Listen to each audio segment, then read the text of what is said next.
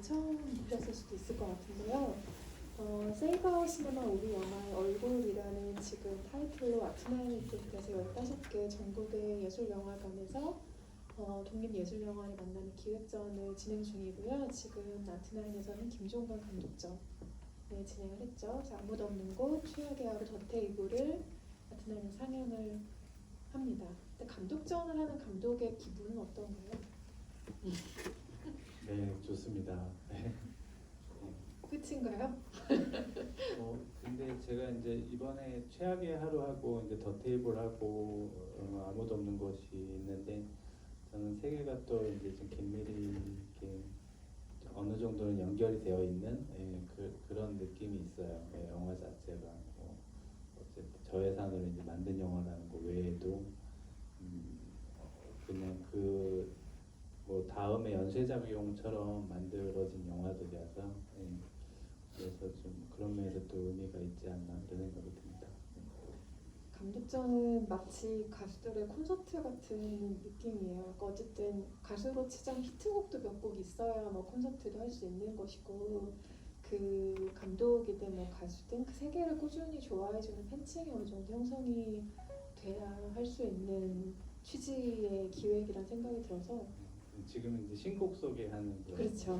네, 콘서트에서 오늘 아무도 없는 곳이라는 신곡 소개를 하는 가수의 기분으로 이게 2018년 전주 시네마 프로젝트 작품 중에 하나였죠. 그래서 이때 같이 선보였 2019년 2019년 네네 네. 전주 시네마 프로젝트였고 이때 같이 선보였던 작품이 전지희 감독의 북도극장 그리고 고희영 감독의 불순 그리고 금종관 감독의 아무도 없는 곳까지 세 편이 상영을 했었는데 전주 시네마 프로젝트 뭐 많이들 아시겠지만 혹시 모르시는 분들을 위해서 간략하게 설명을 좀 해주실 수 있을까요?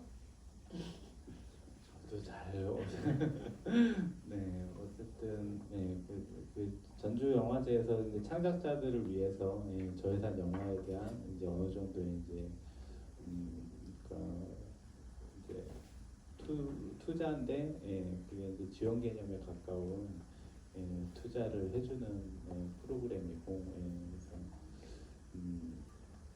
뭐 사실은 이 영화가 뭐 보셔서 아시겠지만 뭐 이렇게 어제 투자를 받아서 만들 수 있는 어떤 종류의 영화는 아니었는데 어쩔 수 없이 제가 직접 어떻게 마련해서 찍거나 아니면 어디 지원을 받아서 해야 되는데 이제 그런 부분에서 좋은 연결이 됐어요. 그리고 이제 전주 영화제 때 최악의 하루도 첫 공개를 했었고 뭐 그런 여러 가지 또 인연들이 같이 있어가지고 그런 거에서 좀 좋게 생각을 해서 심사하시는 분들이 이것들 심사를 해주시지 않았나. 그래서 이제 그런 부분들에 이제 도움을 받아서 만들어진 영화입니다. 영화제 그 프로젝트에 대해서 조금만 더 부연 설명을 드리면 원래는 이게 단편을 지원했던 프로젝트인데 몇 년 전부터 장편 영화 3편에 지원을 하는 방식으로 바뀌었고 예전에는 뭐 3편 중에 한 편이 외화가 반드시 끼어 있어야 하는 그러니까 외국 감독의 작품이 하나?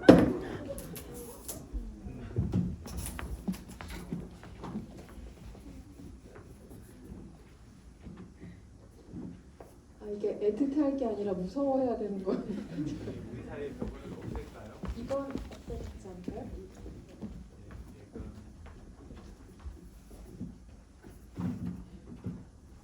큰일 날 뻔하셨네. 제가 다시 마스크를 쓸게요. 이따가 손 이렇게 내미는 퍼포먼스 한번 해보려고 했는데 무색하게 지금 이거저거가지고 괜히 애틋하게 뭔가 이렇게 이런 거 담이 한번 있어서 뭔가 더 간절한 느낌이 있었는데. 그러니까요. 네. 그래서 여튼 그렇게 단편에 제작 지원을 하던 것이 몇 년 전부터 단편으로 바뀌면서 저는 이 프로젝트가 되게 좋더라고요. 어쨌든 창작자의 자유를 보장을 하면서 그 사람의 색을 훨씬 더 드러내는 자율성의 작업들을 영화제가 지원하고 있다는 생각이 들어서 이 프로젝트 작 선정되는 그 목록들을 항상 유심히 지켜보곤 하는데 김종관 감독의 작품이 선정이 돼서 전주에 선보였던 걸 굉장히 반가웠던 기억으로 남아있는 작품이고요. 말씀하신 것처럼 그즈음 작업했던 것들로부터 영향을 받아서 좀 발전시키고 확장시키는 의미가 좀 큰 작품이라는 생각이 드는데 차차 구체적으로 좀 얘기를 나눠보기로 하고요. 오늘 앞에 그 스크린에 안내가 되어 있는 대로 따라서 들어오시면 오픈 카카오 채팅방으로 입장을 하실 수가 있어요. 최근에 극장에 오신 분들이라면 아시겠지만 코로나19 이후에 극장에서 관객과의 대화를 함께 진행을 할 때 객석으로 마이크를 돌릴 수가 없기 때문에 저희가 카카오톡 채팅방을 통해서 질문과 뭐 반응들을 같이 나누고 있습니다. 그래서 궁금하신 점 올려주시고 김종관 감독님께 전하고 싶은 이야기도 올려주시면 저희가 오늘 대화 중간중간에 같이 내용도 첨언을 하면서 이야기를 이어나가 볼게요. 더 테이블과 최악의 하루와의 어떤 연결 지점들에 대해서 한번 생각을 해보면 일단은 대화라는 형식의 측면에서 본다면 더 테이블이라는 영화가 일단은 먼저 생각이 나죠. 근데 그 더 테이블은 그 두 사람이 하는 대화를 우리가 엿보는 느낌? 엿듣는 느낌을 제공하는 영화였다면 이 작품은 창석이라는 주인공이 대화의 주체로 들어가서 직접 대화를 하고 그 이야기를 듣는 형식이라는 차이점이 조금 있는 것 같고요. 연출의 뉘앙스나 톤 매너를 보면은 최악의 하루나 뭐 더 테이블이라기보다는 이전에 이지은 배우와 함께 작업하셨던 페르소나 밤을 걷다와 좀 유사하거나 연장선처럼 보이는 측면이 있습니다. 그래서 각 영화에서 보여줬던 시간대는 훨씬 더 길게 늘려진 느낌이죠. 전작들은 하루라는 시간 안에서 일어나는 일들에 대한 이야기들이기도 했으니까요. 그래서 그 즈음 작업했던 것들로부터 구체적으로 어떤 영향이 있었는지 궁금해요. 네, 뭐 말씀 주신 대로 이제 최악의 하루, 뭐 테이블, 밤을 걷다 다 이제 이게 연관들이 되어 있는 것 같아요. 그러니까 저는 이제 창작자로서 그 작업들을 하면 이제 그 어떤 작업을 하면 거기에서 생기는 어떤 의문들이나 거기에서 제가 맞닥뜨리는 한계를 하나 좀 더 넘어서기 위해서 작업들을 해보게 되고 최악의 하루는 이제 하루 동안에 이제 은희가 겪는 이제 일인데 거기에서 보면은 이제 뭐 걷다가 대화하다 걷다 대화하다 뭐 이런 영화였죠. 그래서 그 영화를 찍을 때 이 대화씬만 가지고 구성을 해서 뭐 영화를 해보면 어떨까라는 생각을 했었고 그래서 그 구상이 이제 시나리오로 나와서 그게 이제 테이블이라는 영화가 됐고 이제 주제적인 면도 어느 면은 좀 유사한 것들을 좀 가져가면서 이제 거기에 대한 걸 좀 다시 해봤죠.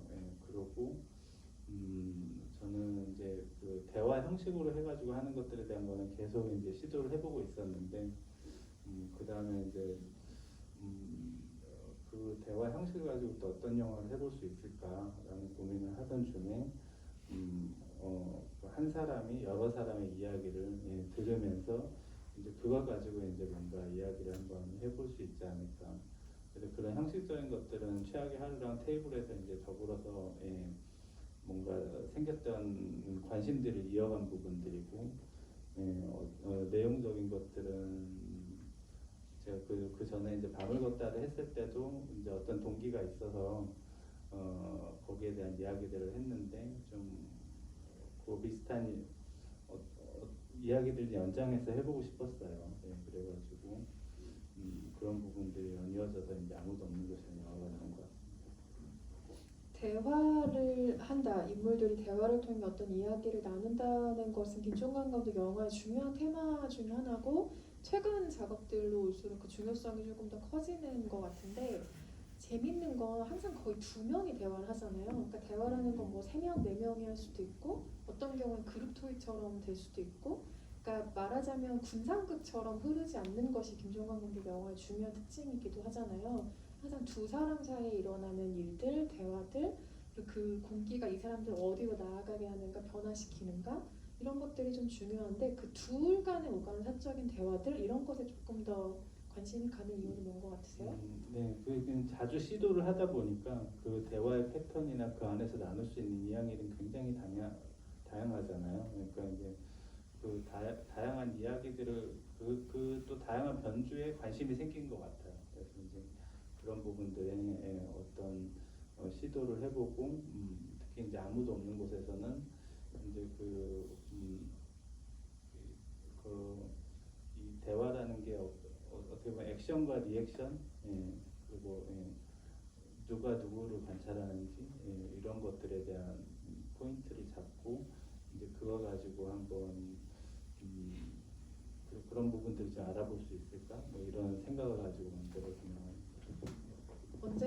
아주 다수의 인물들이 대화하는 장면도 볼 수 있을까요? 네, 뭐 저는 이제 그런 영화도 요즘 뭐 12 앵그리 맨이나 뭐 이렇게 여러 그런 것들도 많이 구상은 해보고 있어요. 근데 또 이제 형식적으로도 그러니까 제가 이런 2인극 뭐 최근에 2인극의 연극도 한번 해본 적이 있는데 그거에 이제 제가 이제 그런 옛날 단편 작업도 이렇게 많이 했어요. 그 이유는 또 이제 하나의 공간을 가지고 많이 했는데 그 최소의 공간에 인물 둘만 있어도 영화가 만들어지니까 그러면 제가 저 예산에 카메라 한 대만 가지고 하나의 이야기를 만들 수 있으니까 그렇게 해서 어떤 이제 했던 습관들이나 관심이 생기고 거기에서 계속 뭔가를 이제 확장시켜 나가 보는 거죠 제 스스로. 그것들이 재미가 있으니까 그래서 이제 뭐 그런 식으로 이제 작업을 한 거고 또 이제 그런 다양한 것들도 좀 생각은 해보고 있어요. 12명의 성난 사람들 같은 그 연극적인 세팅 안에서 다양한 분상극을 그리는 방식은 또 어떨지 기대가 되는데 언젠가는 만날 수 있는 작업이겠지만 당분간은 이 2인 안에서 주고받는 이야기들, 단출한 세팅, 공간 이런 것에 대한 실험이 조금 더 강해지지 않을까라는 짐작들을 해보고 아마 본인이 만들어 놓은 작가의 세계를 비슷한 방식 혹은 조금씩 발전하는 방식으로 가장 잘 지켜나가고 있는 감독 중에 한 명이라는 생각이 들어요. 그러니까 어떤 감독들은 일부러 각 영화마다 아주 다른 스타일들을 시도하기도 하고 이게 뭐 장르적인 시도가 될 수도 있고 아니면 다른 연출적인 무언가가 될 수도 있는데 김종관 감독의 작업은 항상 좀 중첩이라고 해야 될까요? 레이어가 좀 겹친다? 그러니까 뭐 지금 형식적인 측면도 그렇고 두 명이서 대화 형식을 나눈 어떤 이야기들도 그렇고 배우도 항상 뭔가 좀 레이어가 겹치죠. 그러니까 이전에 작업했던 배우들과 그 바로 다음 작품에서 또 같은 배우로 다른 이야기를 한다던가. 근데 이런 실험이 본인에게 즐거운 이유는 뭐예요? 각자 계속 다른 사람과 작업하거나 다른 이야기를 만드는 걸 즐거워하는 사람들도 있잖아요. 저는 이제 매번 다른 거를 한다고는 생각을 해요. 매번 다른 걸 한다고 생각하는데 저는 이제 어쨌든 뭐 지금 이제 조제란 상업 영화를 이제 개봉을 앞두고 있지만 제가 그 전에 했던 것들은 이제 크게 상업적인 의도가 없기 때문에 어떻게 보면 제가 이제 연쇄적으로 제가 창작적으로 더 이게 집중을 할 수 있는 게 있어요. 그래서 이런 물음을 했으면 그 다음 과정이 그 전작에서 이어져서 나오기 때문에 그러니까 그 전작의 어떤 것들을 가지고 가되 거기서 이제 좀 다른 식의 것들을 해보는 거죠. 그렇게 이제 물고 물리면서 가는 부분들이 있어서 그리고 뭐 제가 이제 좀 조심스러운 성격이 있어서 그런 것 같아요. 그래서 조금씩 그냥 이렇게 과정들을 하다 보면 그게 나중에 보면 저는 이제 뭐 영화를 만든 지 얼마 안 됐지만 한 십몇 년 전에 또 만들던 거랑 지금 한 거랑 또 같은 부분도 있고 또 상당히 많이 달라진 부분들도 있거든요. 그러니까 또 앞으로 이제 또 십몇 년 후에도 제가 창작을 하고 있다면 그 안에서 또 제가 갈 수 있는 게 있겠죠. 근데 그게 아주 큰 차이의 모는 아니고 근데 제가 뭔가 계속 발견되는 것들을 좀 계속 찾으면서 하고 있으면 좋겠다, 하고 있지 않을까 이렇게 얘기하려고 보니까 잘 모르겠고 앞날은 모르는 거니까 그렇습니다. 의도하시는 건 아니겠지만 한 감독의 작업을 팔로우 한다고 브리프하잖아요. 어떤 감독에게 호기심이 생기거나 어떤 배우를 좋아하게 되거나 이럴 때 그 사람의 출연자, 그 사람의 연출작을 쭉 따라보는 것이 그 세계를 이해하는 아주 중요한 공부가 되기도 하는데 의도하신 건 아니겠지만 그런 팬층이 넓어지는 작업들을 해오신 셈이에요. 뭔가 쫓아가고 싶은 전작을 봐야 할 것 같은. 뭐 제가 이렇게 많이 알려진 영화를 한 건 아니라서 그러니까 누군가가 그렇게 제가 했던 작업들 꼼꼼히 봐주시는 분들이 있다면 그건 너무 감사한 일 같아요. 근데 제가 그렇게 뭐가 이렇게 그 팬층이 많은 그런 작업을 한다는 생각은 안 들어요, 솔직히.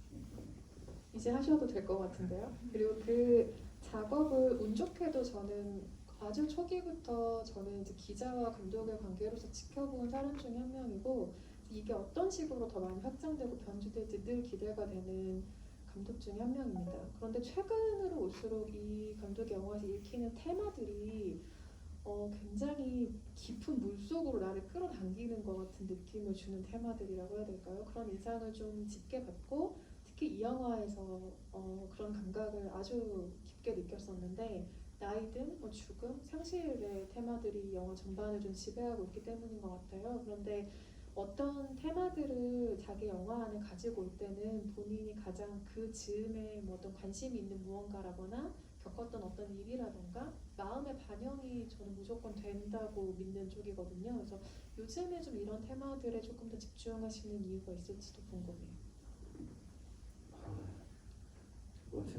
그거는 뭐 어쨌든 제 자신의 고민이 반영된 게 있겠죠. 제가 또 이렇게 나이를 먹어가면서 이제 느껴지는 것들이 있고 또 이 창작자로서 계속 살고 있잖아요. 그리고 이제 제가 이렇게 만드는 작업은 아직까지는 굉장히 즐기고 있어요. 근데 이제 그것들을 보여주고 하는 것에서는 뭐 많은 공포와 힘듦과 피로함과 막 이런 것들이 있어요.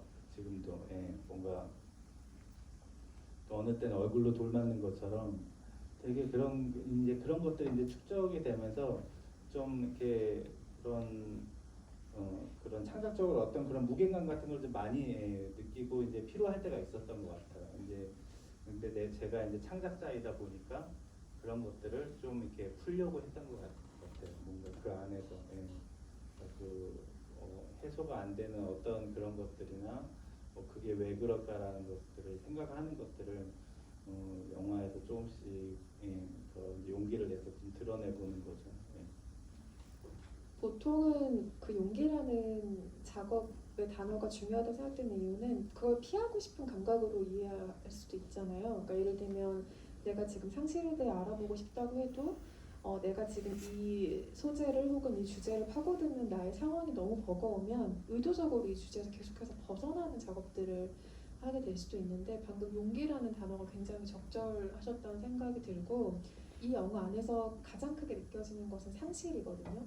그러니까 사람이 될 수도 있고 또 뭐 주은의 경우는 기억이 될 수도 있고 뭔가를 계속 잃어버리는 사람들에 대한 이야기인데 그 쓸쓸한 감각 같은 것들이 이 영화를 지배하는 전체적인 정서가 되거든요. 그냥 보통 일반적인 본인의 일상을 생각하시기에 상실을 조금 더 크게 느끼시는 편이에요? 무언가를 얻는 기쁨을 좀 더 크게 생각하시는 편이세요? 저는 상실에 더 관심이 많은 편인 것 같아요.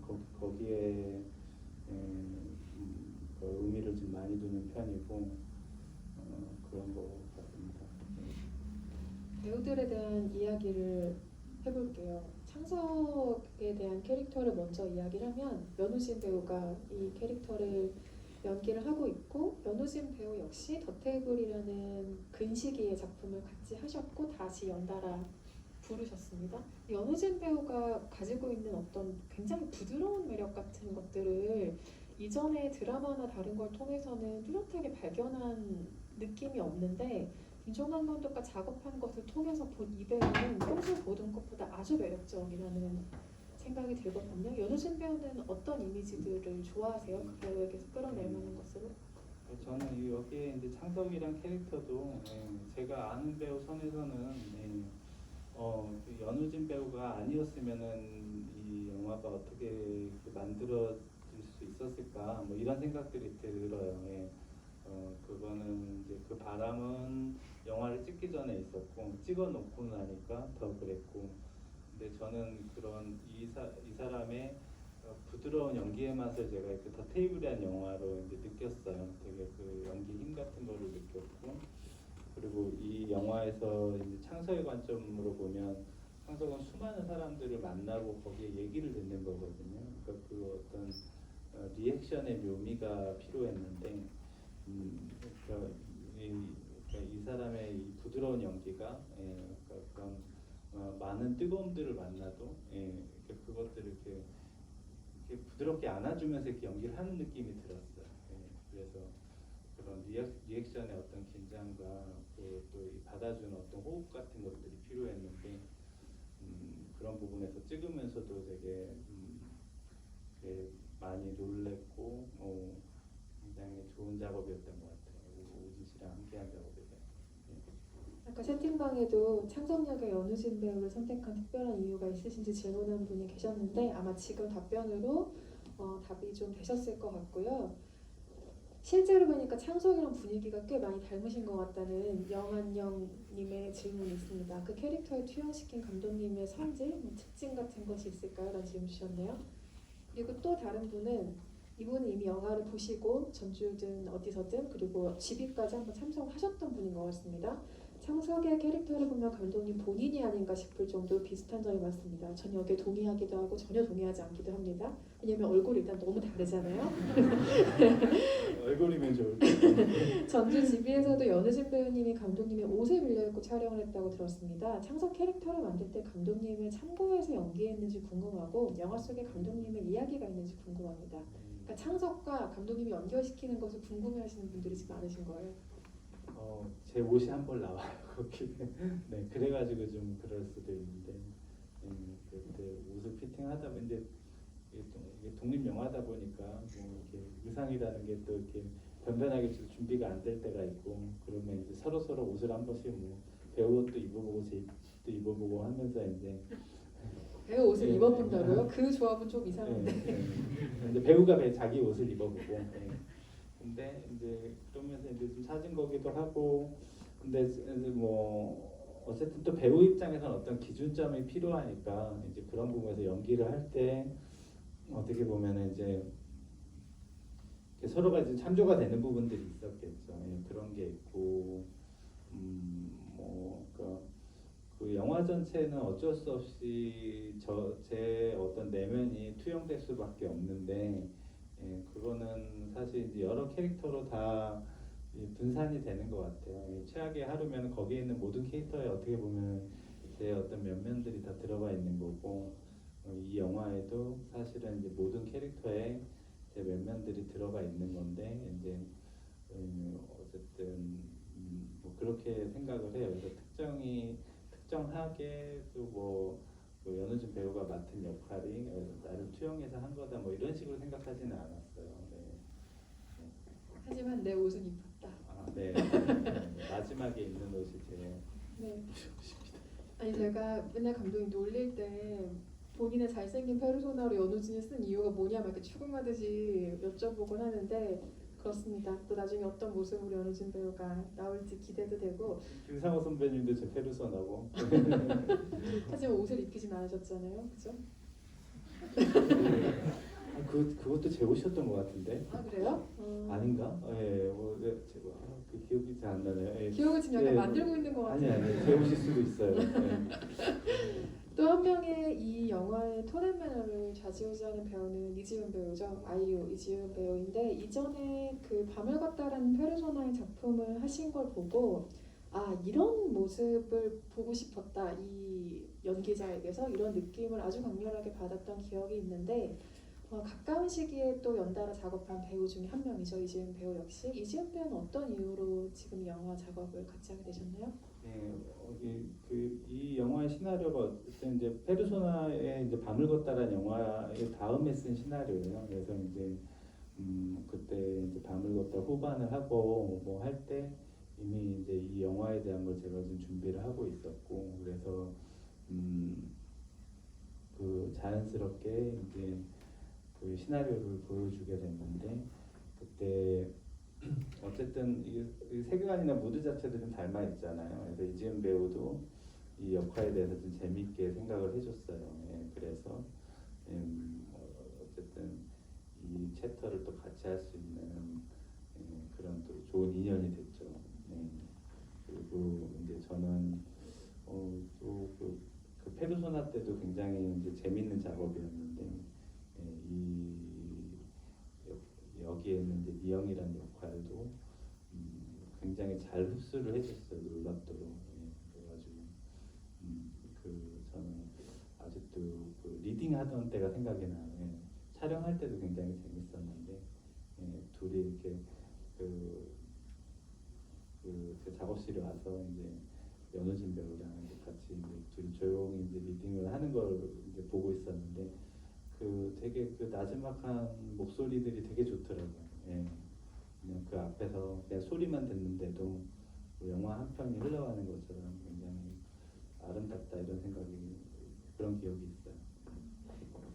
이지은 배우가 출연을 한 그 밤을 걷다라는 작품과 이 작품은 아주 구체적인 연결점 같은 것들이 있는데 그 두 편을 통해서 어떤 생각을 하게 됐냐면 이 그 밤을 걷다 이 작품을 통해서 감독이 지금 뉘앙스의 실험을 하는 시기이구나라는 생각을 아주 분명하게 했던 것 같아요. 무슨 얘기냐면 빛의 실험이 이전의 작품들과는 다르게 훨씬 감독이 주목하고 있다는 게 느껴질 정도의 작업들이었는데 예를 들면 여기에 그 영화를 아직 안 보신 분도 계시겠지만 밤을 걷다라는 작품을 보면 특정 대화의 대목마다 거기는 이제 정준원이라는 배우와 이지은 씨가 주고받는 대화의 씬들이 쭉 이어지는데 특정 대화의 대목에 인물의 실루엣만 보이는 완전한 어둠을 영화가 택할 때가 있어요. 예를 들면 거기에서 상대방이 왜 죽었어? 라고 물어보면 이지은 배우가 외로웠어 라고 말하는 장면이 있는데 그때 외로웠어라는 그 대사에 맞춰서 빛이 확 사라지거든요. 그러면서 이 배우의 뉘앙스, 얼굴의 어떤 윤곽 같은 것들만 어둠 속에 잠기고 다른 이야기를 할 때는 또 그 세계가 확 밝아지는 흑백 영화인데도 그 빛의 실험들을 아주 세심하게 하고 있다는 것이 그 영화를 통해 느껴지는데 이 영화 역시 그렇죠. 그런 마술적인 장면을 꼽으라면 아마 담배를 태우는 장면이겠죠. 아이를 잃은 편집자와 그 마지막 남은 담배를 태울 때 그 점점 더 밤이 되는 5분여 동안의 시간을 기록하는 것 이런 것들이 이 감독이 요즘 주목하고 있는 것들이 무엇인가를 아주 확실하게 보여준다는 생각이 드는데 요즘 그 빛에 대한 생각들은 어떠세요? 조금 더 구체적으로 실제로 생각하고 계시나요? 네, 뭐 전에도 이제 관심은 많았지만 이제 밤을 걷다나 아니면 이 영화는 어떤 이게 그 아주 리얼리티한 영화라기보다는 그 어떤 환상성을 그 어떤 경계에 있는 것 같아요. 예. 그래서 이 영화는 완전 그 환상의 어디로 넘어가진 않지만 그 경계 안에서 뭔가 이야기를 해보는 거기 때문에 이제 그런 부분에서는 좀 더 다른 지점에 그 영화적인 장치들을 넣을 수 있다라는 생각을 했고 이제 그런 부분들에 대한 고민들을 사실은 이게 되게 열악하게 찍은 영화지만 많이 했어요. 예. 처음에 그 카페 어떤 그 공간에서도 그렇고 말씀해주신 그 담배 피는 씬도 그거는 또 여기 이제 환경이 어떤지 모르겠지만 저는 근데 뭐 아무도 없는 곳은 사운드도 그렇고 극장 환경이 아니면 사실은 어떤 그 극장 환경에서만 체감할 수 있는 어떤 영화가 되길 바랬거든요. 그래서 둘의 어떤 처음에는 관객들이 이 롱테이크에서 어떤 윤곽들을 보다가 나중에는 그냥 그들보다는 불빛들만 보이는 담배를 피고 있는 불빛과 소리만 들리는 그런 근데 그거는 이제 홈시어터 환경에서 뭐 되게 좋으면 할 수 있겠지만 또 되게 힘든 부분들이 있을 것 같다는 생각이 들어요. 이게 또 어느 딱 표준 안에서 또 뭔가가 돼야 되고 그래서 그런 사실은 어떤 영화도 사실은 해볼 수 없는 거긴 한데 그냥 이 영화에서는 한번 해보고 싶다라는 생각이 들었어요. 근데 그런 생각을 가지고 이제 찍은 장면들이죠. 이 영화가 워낙에 좀 자율성이 보장되는 작업이고 감독이 하고 싶은 무언가들을 방해받지 않고 만든 작업이라서 그럴 수도 있지만 저는 이 영화가 약간 시대에 대한 무언의 항변같이 느껴지기도 했어요. 그러니까 요즘은 다 모든 게 빠르고 호흡도 빠르고 영화의 템포도 빠르고 폼 자체도 요즘은 롱폼보다 숏폼이 너무 유행하는 시대잖아요. 플랫폼도 극장에서 시네마의 상영보다는 어떤 OTT 서비스, 핸드폰으로 보는 것, 유튜브로 보는 것 이런 게 조금 더 많아지는 시대에서 이 시대에 발맞추는 게 아니고 정반대의 방향의 작업들을 지금 자꾸 하고 있거든요. 무의식 중에 이 시대 배경을 거꾸로 가고 계신 셈인데 의식하기도 하세요? 특별히 좀 다른 것들. 근데 뭐 말씀하신 대로 어떤 그런 그 반항심이라고 해야 되나? 그 있기는 있는 것 같아요. 이 영화에 한해서 이 영화는 제가 이제 최근에 했던 달이 지는 밤이라고 있는데 그것도 그렇고 좀 더 제가 생각하는 이 영화에는 수많은 말들이 나오지만 저는 이제 말에 집중을 했다라기보다는 이제 좀 말 외의 것들 있잖아요. 말을 하고 있는 어떤 그 공간들이나 이런 것들에서 더 영화적인 순간을 만들려고 하는 것들이 있었거든요. 그래서 밤을 걷다도 마찬가지고, 제가 최근에 했던 달이 지는 밤도 마찬가지고, 그래서 좀 그런 좀 시도에 더 집중해 있었던 것 같아요.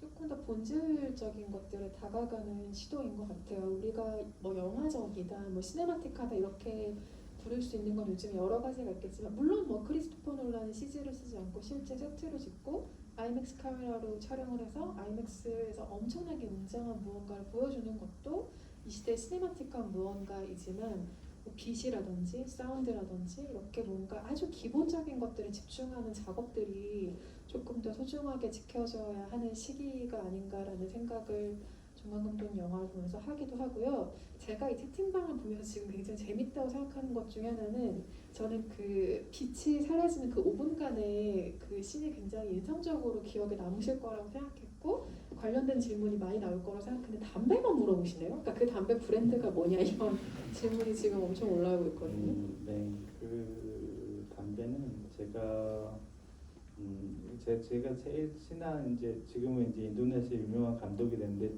그 친한 친구가 있었어요. 그 친구가 십몇 년 전에 이제 그 해외 영화제에서 만나가지고 그 다음에 이제 한국에 와서 저희 집에서 살기도 하고, 근데 겨울을 처음 겪어봐가지고 굉장히 힘들어했고, 근데 그 친구가 항상 피우는 담배가 있었어요. 그래서 그 담배에서 정말 그런 소리가 나고 그런 냄새가 났거든요. 그게 되게 기억에 있고, 그리고 이제 나중에 그 친구가 잘 돼가지고 그 영화제에서 치프 같은 게 돼가지고 한번 저를 초청해 준 적이 있어요. 그래서 그 친구가 사는 나라에 가서 공항에서 내리자마자 그 담배 냄새가 나더라고요. 온 거리. 그래서 이제 그런 그 개인적인 추억에서 이제 가져온 건데, 담배 이름은 잘 생각이 안 나네요. 인도네시아 굉장히 유명한 담배예요. 많은 사람들이 피우는. 아니 근데 저는 흡연자가 아니지만 그 장면을 보고 나면 그 담배를 되게 피우고 싶어지는 느낌이 진짜 드는 것 같아요. 여기 지금 인도네시아 담배 진짜 많냐, 인도네시아 담배 어디서 구하시는지 궁금하다 이런 디테일한 질문들도 아마도 그런. 그때 담배가 이제 제가 그 인도네시아 가져온 담배가 이제 몇 개 없었어요. 그래가지고 그 테이크가 한 번 갈 때마다 정말 속이 타들어가는 거는. 그렇죠. 그리고 이제 그 장면이 정말 그 일몰의 한 순간에 찍었거든요. 그러니까 한 번밖에 못 찍어요.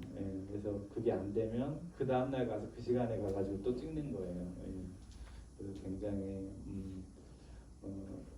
힘들고 굉장히 그런 긴장감이 있는 장면이었는데, 그 배우들이 그냥 또 그래도 그 순간에 그 어둠에 잠기는 그 순간에 그냥 이렇게 녹아들더라고요. 그리고 굉장히 긴장감이 있으면서도 되게 재미있는 촬영이었어요. 그런 장면들을 볼 때 요즘은 정말 짜릿해요. 영화적인 어떤 경험들에 충실한, 본질에 아주 충실한 작업들을 볼 때 정말 행복하다. 이게 영화를 보는 아주 본연의 재미였지, 이런 생각들을 하는데, 그런 점에서 이 영화는 굉장히 쓸쓸하고 아프고 무겁고 이런 정서 영화지만 그런 영화적인 빛나는 재미들을 발견할 수 있는 영화라는 생각이 들어요.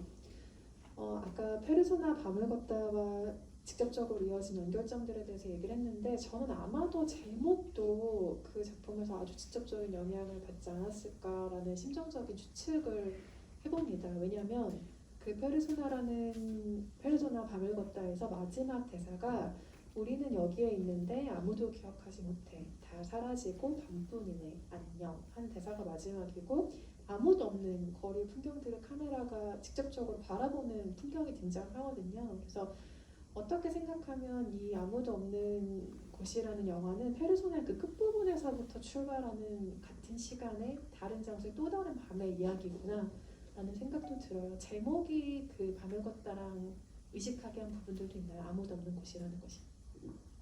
어쨌든 하나의 그 흐름과 제가 그 어떤 그런 그 정서감을 가지고 있을 때 연이어서 한 작업이라서 그게 이제 비슷한 무드의 것들이 되는 것 같고 아무도 없는 곳도 좀 제목을 지을 때 고민이 많았어요. 이렇게 부정적인 제목을 지으면 좀 안 될 것 같은 그런 게 있잖아요. 관객이 아무도 없을까봐.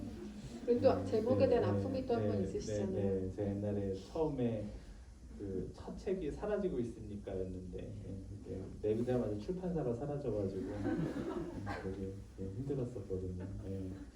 근데 아무도 없는 것도 뭐 그럴까봐 뭐 하긴 한데 또 그냥 또 쓸쓸한 얘기니까 지금은 이 제목을 가지고 있어요.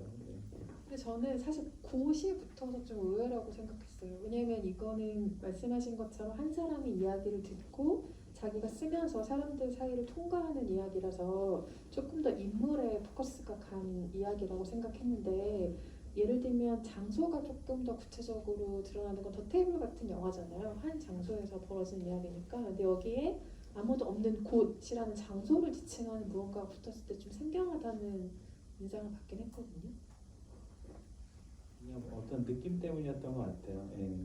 저는 또 영화 많은 대사들과 인물들이 있지만 그 인물이 또 지나는 공간들이 또 중요하다고 생각하고 했고 어느 면에서는 또 제가 전에 했던 거랑 저 공간의 톤의 면을 전혀 다르게 접근한 게 있었거든요. 그래서 좀 그 제목이 어울린다는 그냥 이게 좀 약간 그런 직관적인 선택이었던 것 같아요. 제목을 아무도 없는 곳으로 지으신 이유가 있는지 여쭤보신 분이 계셨는데 대답이 됐을 거라고 생각을 하고요. 한국어 제목과 영어 제목의 의미가 다른데 어떤 의도를 가지고 두 제목을 지으셨나요? 라고 제목에 대한 질문을 또 주신 분이 계세요. 영어 제목은 이제 뭐 어떻게 보면 마음의 음영 뭐 이런 걸 텐데 저는 뭐 우리 스태프들한테 이야기할 때 촬영 감독님하고 얘기할 때 이 영화는 만약에 사람들이 있다면 빛을 닿는 데서 이야기하는 게 아니라 그림자 안에서 이야기하는 그런 영화가 됐으면 좋겠다. 빛과 그림자가 있으면 그림자에 대한 이야기면 좋겠다라는 생각을 했거든요. 그래서 뭐 그런 부분에 어떤 또 접근해서 주는 게 있지 않나. 그래서 더 테이블도 처음에 부제가 제가 지나가는 마음들이었어요. 그래서 그 마음이라는 걸 한 번 더 해서 거기에 대한 좀 다른 표현을 해보면 좋지 않을까 이런 생각이 듭니다. 채팅방에 또 능력자분들께서 그 담배를 추적하고 계세요. 그래서 담배 이거냐고 물어보신 분이 계세요. 맞아요? 맞아요. 맞아요. 네. 이름이 생각이 나네요. 네, 삼포에나 맞아요. 네, 플라이바라는 삼포에나 이 케이스는 좀 다른데 이름이 같네요. 네. 이렇게 네, 어떤 그 초콜릿 맛이 나요. 제품을 트위터에서. 맹렬하게 네. 궁금해 본 건 되게 오랜만인데 올려주셔서 감사하고요. 담배를 근데 구입할 수 있나요 우리가? 직구 같은 게 안 되지 않나? 되나요? 혹시 또 찾으실 수 있는 분이 계시다면 채팅방에 남겨주셨으면 좋겠고 아까 그 아무도 없는 곳 장소에 대한 얘기를 해서 그런지 이런 질문들도 올라왔어요. 아무도 없는 곳의 줄임말이군요. 아홉이라는 대한 질문께서 영화 제목처럼 아무도 없는 공간들이 유독 많이 나오는데 그런 장면을 많이 넣으신 이유가 있을까요? 쓸쓸함을 증폭시키려는 의도가 있는 건지 궁금합니다. 라는 질문 주셨네요. 네, 그런 그 공간들이 저는 중요했던 것 같고 저는 아까 말씀드렸던 것처럼 이게 어떤 경계에 있는 영화였으면 좋겠다라는 생각을 했어요. 어떤 삶과 죽음의 경계, 또 어떤 그 현실과 환상의 경계, 그리고 그래서 이제 그 어떤 시간도 되게 중요했어요. 그 새벽이라는 밤과 낮이 바뀌는 어떤 시간에 대한 부분들, 그리고 그런 이 영화는 사람이 많은 공간보다는 거기를 비껴나 있는 분명히 거기에 있는 많은 도시도 그렇고 공간들이 사람이 꽉 차 있을 때도 있어요. 근데 이제 어느 시간대는 거기가 되게 마법처럼 이렇게 사람들이 비워지잖아요. 없어지고. 그래서 그런 시간에 일어나는 그런 이야기를 구상을 했기 때문에 그래서 좀 그런 공간들을 애착을 가지고 그런 식으로 묘사를 하지 않았나 생각합니다. 그런 계산이 있었다면 배치도 진짜 더 궁금해지긴 하는데 아까 저랑 같은 궁금증을 가진 분이 질문을 올려주셨어요. H란 대화만 쓰시는 분께서 미영, 주연, 성아, 준, 창석의 이야기를 순서대로 풀어내셨는데 이 순서 배치의 이유가 있을까요? 라는 질문 주셨어요.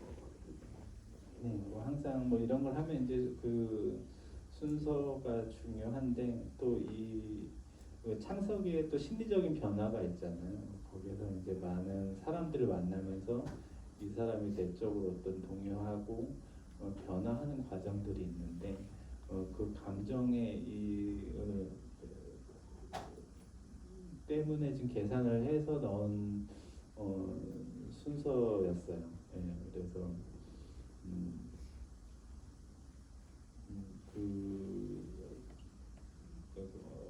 어쨌든 결국 이게 5가지 챕터로 나눠져 있다고 생각하거든요. 그래서 처음에는 창석이 만나는 4명의 캐릭터 그리고 마지막에 이제 창석의 얘기로 이제 비결이 되는데 그래서 그 흐름 때문에 이제 만들어진 구성입니다.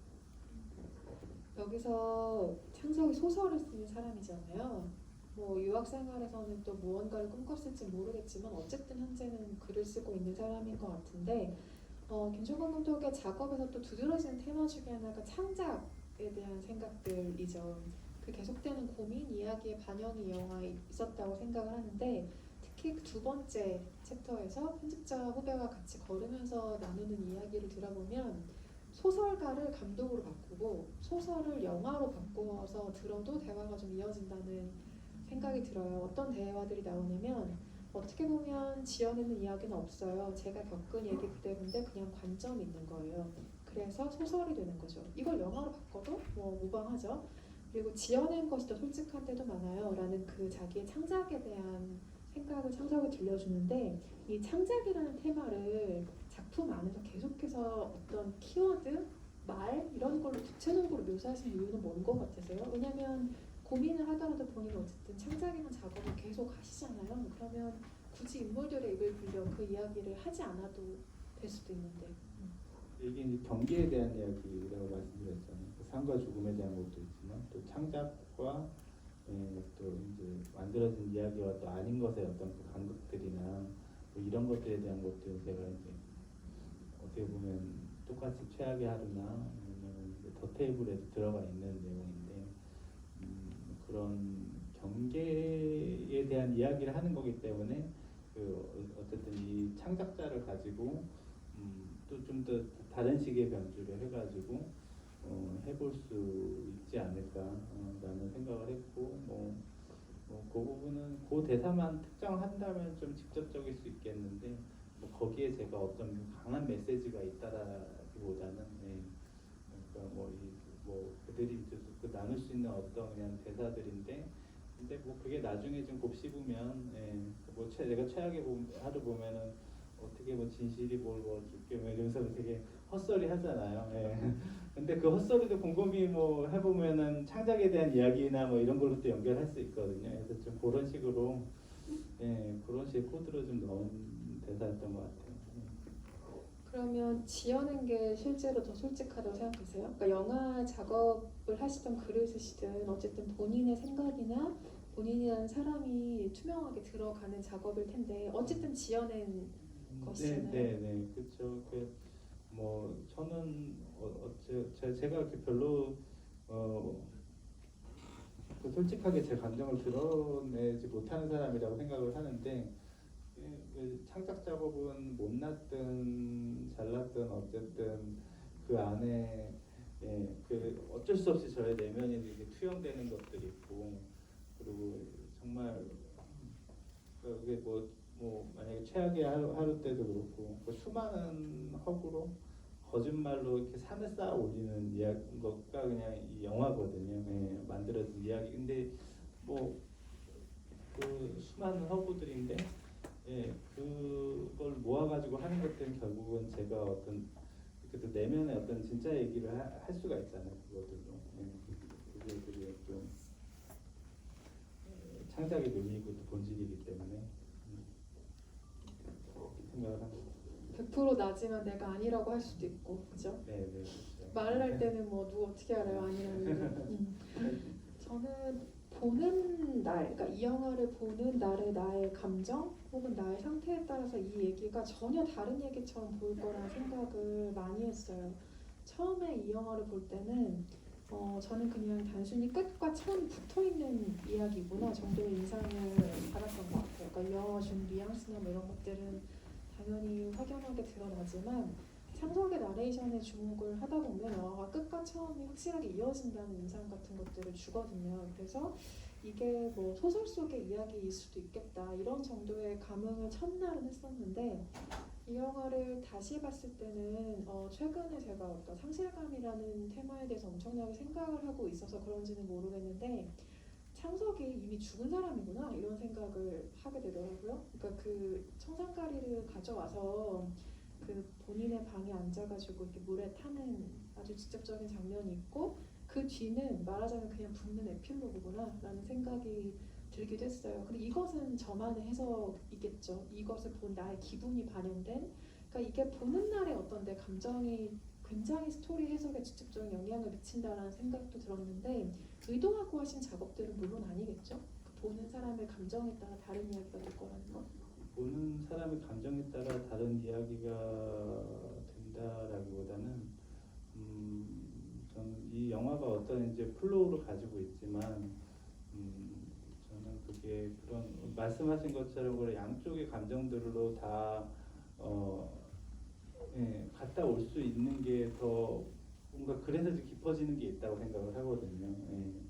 그래서 그런 부분들은 분명히 의도가 된 거죠. 이게 명확하게 뭔가를 이야기하는 건 아니지만 거기에 있는 코드들의 줄기들을 이제 따라가다 보면 그것들을 이제 왔다 갔다 하면서 예, 관객들이 느낄 수 있는 감흥의 폭도가 더 많이 가져갈 수 있지 않을까 예, 그런 생각을 했고 마지막에 죽음에 대한 것도 예, 그런 양쪽의 생각을 다 가져갈 수 있으면 좋겠다라고 생각을 했어요. 예, 그 외에 다른 부분들도 마찬가지고.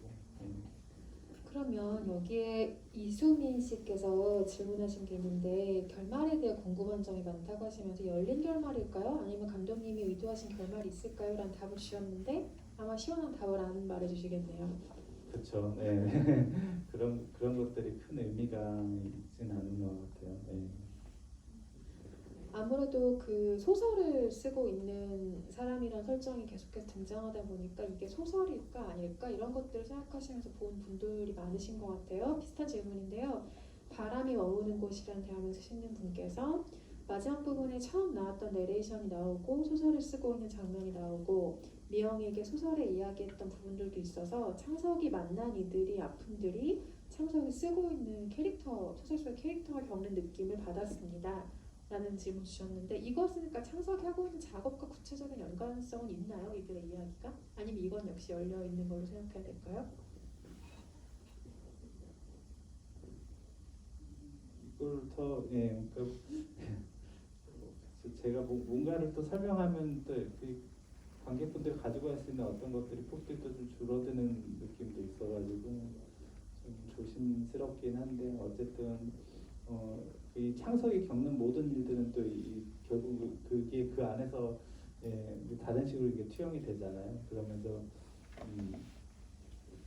그 창작 자체로 본인이나 본인이 겪은 어떤 것들에 대한 화해가 될 수도 있고 치유가 될 수도 있고 그런 것들을 생각을 했던 것 같아요. 예, 그래서 그냥 저도 이게 창작이라는 게 생각보다 이게 쉽지 않고 예, 굉장히 되게 길이 없는 곳을 헤매는 것 같은 느낌들이 끝없이 들거든요.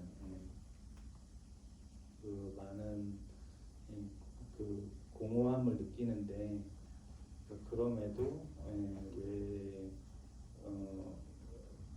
내가 이런 창작을 이렇게 놓지 않고 뭔가 하는 이유가 뭘까? 그런 것들에 대한 고민들이 또 이 영화 안에 있는 것 같아요. 좀 묵직한 이야기들을 주로 했던 것 같아서 귀여운 질문들 위주로 막판에 뭐 워낙 질문을 좀 드려보겠습니다. 이 질문 전 아까부터 너무 귀엽다고 생각했어요. 창석을 귀인으로 표현하신 이유가 있나요? 라는 질문 주셨네요. 아마 그 대화 도중에 뭐 귀인을 만난다 이런 대화 때문에. 네. 그것도 이제 뭐 일 수도 있고 아닐 수도 있는 거죠. 그래서 뭐 그냥 뭐 근데 그런 얘기 해도 또 제가 또 뭐 무겁게 갈 것 같네요. 이 느낌이. 그 되게 어떻게 보면 한 사람이 어떤 그냥 위기를 겪으면서 어쩔 수 없이 그냥 그 어리석어지는 그런 게 있잖아요. 그래서 그런 부분들에 대한 얘기를 하고 싶었는데 그래서 뭐 귀인이겠죠. 그래서 그가 그렇게 또 믿고 있으니까 그렇게 만났으면 되게 기분 좋고 귀인일 거라고 생각할 것 같아요. 근데 창작하실 때 자주 쓰시는 단어 중에 하나가 어리석음이잖아요. 인물들의 어떤 어리석은 행동들, 뭐 어리석음에 관심이 많다 이런 이야기를 항상 하시곤 하는데 본인의 어리석음에도 관대한 편이신가요? 저요? 그냥 저는 사람이 그냥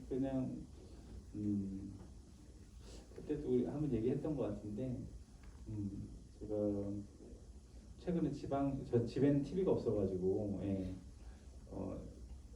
지방에 어디 이제 뭐 촬영이나 뭐 가면 그 TV를 제가 정신없이 봐요. 엄청 혼이 빠지게 봐요. 광고도 재밌어요. 근데 그 옛날 드라마를 많이 해주더라고요. 뭐 전원일기, 아들과 딸 아세요?